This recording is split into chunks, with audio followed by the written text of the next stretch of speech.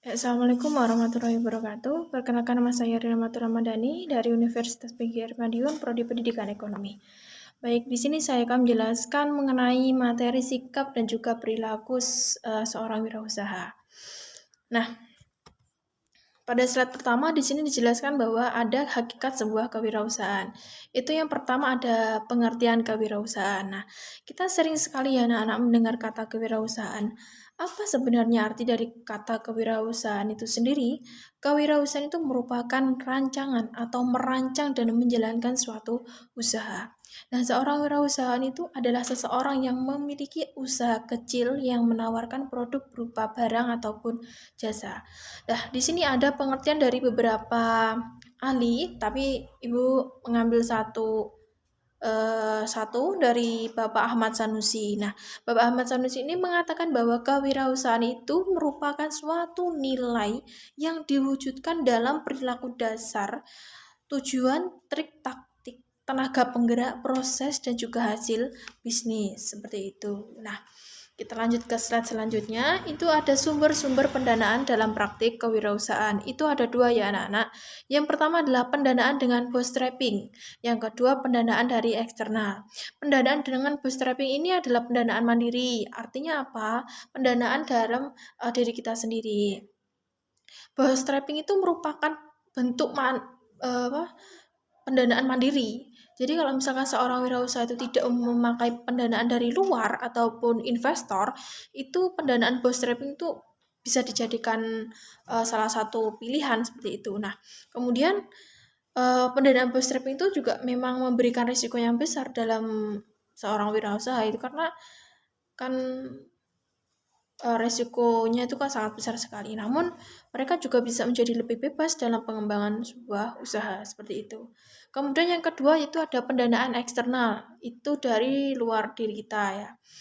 Nah, itu pendanaan eksternal itu ada dua jenisnya. Yang pertama itu ada investor malaikat dan yang kedua itu ada venture kapitalis. Nah, ciri-ciri dari investor malaikat itu yang pertama adalah investor individual, yang kedua berinvestasi pada startup atau bisnis awal, serta perusahaan yang sudah mapan seperti itu ya. Yang kedua yaitu venture kapitalis. Nah, kalau venture kapitalis ini apa investornya itu sudah kelas yang profesional, yang sudah besar sekali seperti itu.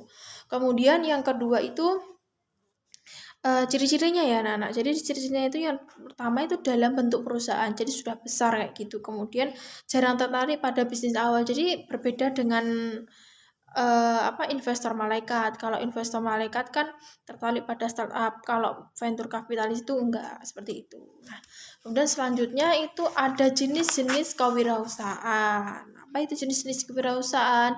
Yang pertama ada kewirausahaan bisnis kecil. Nah, kewirausahaan dengan usaha kecil itu sekarang ini kan masih makin menjamur sekali ya di Indonesia seperti itu. Tentu saja hal ini dapat mengembirakan sekali mengingat kewirausahaan itu merupakan salah satu bentuk sebuah kemandirian. Namun perlu diketahui juga bahwa kewirausahaan itu dengan usaha yang kecil harus dijalankan dengan telaten dan juga hati-hati. Seperti itu. Nah, yang kedua itu ada usaha rintisan. Nah, usaha rintisan ini berbeda dengan kewirausahaan bisnis kecil. Jadi ke usaha rintisan itu mempunyai mindset bahwa nanti usahanya itu akan mengubah wajah dunia. Kemudian yang ketiga itu ada usaha besar. Nah, usaha besar itu memiliki siklus hidup yang terbatas.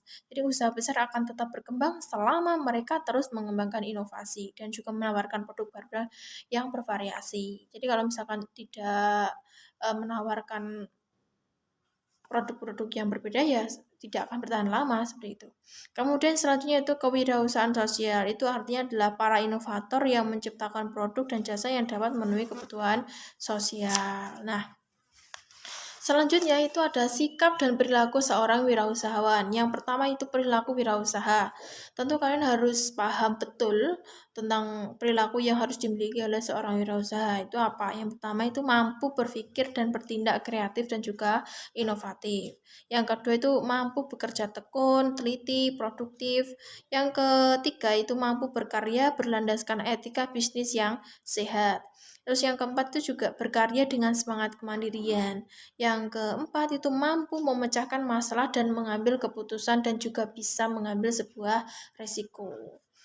Terus yang kedua itu ada karakteristik wirausahaan. Itu apa aja, Bu? Itu ada 5. Yang pertama disiplin, komitmen tinggi, jujur, kreatif, inovatif, dan juga mandiri, dan juga realistis. Nah, keberhasilan dan kegagalan sebuah usaha. Poin yang ketiga.